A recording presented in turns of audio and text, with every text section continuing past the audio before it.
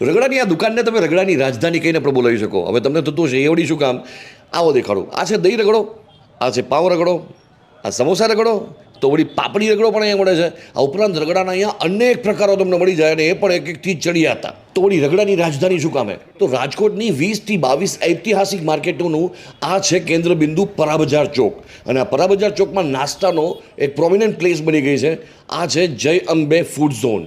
અને પબ્લિકમાં અમારી પાસે જે અત્યારે સર્વિંગ માટેની પ્લેટ્સ જે કોઈ બી છે એ 60+ વેરાયટીઓ છે.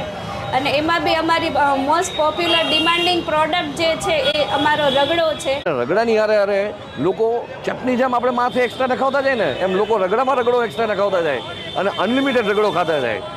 જોકે ખાલી અહીં રગડો જ નહીં, પાણીપુરી, સેવપુરી, બ્રેડ કટકા, સેવ કટકા, સેન્ડવિચ જેવી 60 જેટલી વેરાયટીઝ અહીંની ફેમસ છે.